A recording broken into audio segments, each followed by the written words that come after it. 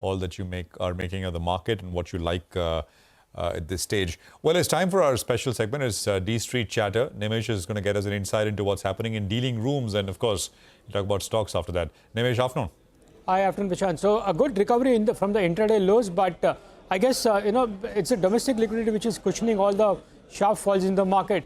I guess the nervousness in the market was largely on the back of that NSE circular, which probably explains that maybe there could be some further clampdown in terms of F&O trading and a bit of retail activity in the market. So that seems to be a bit of a concern, and that can have a big impact on the mid and small cap. That's the overall feedback. In fact, I spoke to some large HNI investors, and everybody seems to be of the view that until the budget or even post-budget, there could be a bit of softness, and they've started raising the cash levels. So at least the smarter guy seems to be a bit cautious at these levels.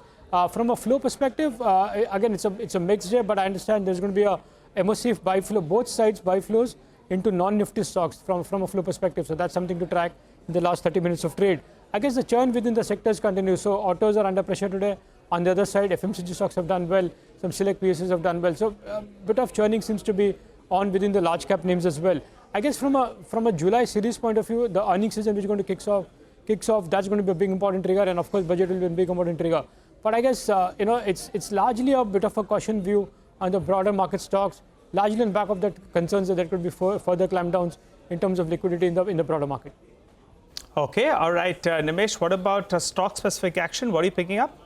So in terms of individual names, the first stock is MRF. That stock has been buzzing off late. Even yesterday, the stock was up and on good volumes. I understand the street is now anticipating that the company is likely to raise or hike prices very soon, and that could have a bit of an impact on the entire tire space. So the entire tire space could see a bit of traction if MRF goes ahead and raise the tire prices. So that's the first name. The second stock is Bata India, a good sharp recovery from intraday lows. There have been buy flows for the last couple of days from larger FIs. Looks like some FI interest is back on that particular name, and so expect high delivery volumes for second day running in Bata India. The third name is Manappuram Finance. This has been the big outperformer in the last few days, especially on back of rising gold prices. But again, there is a lot of institutional interest. I understand a very large long-only fund is actively looking for bid blocks in Manappuram Finance. So there is an interest from larger FIs there. And the last name is Bajaj Healthcare. Well, the stock has been consolidating. I understand the company is likely to raise funds via QIP very soon.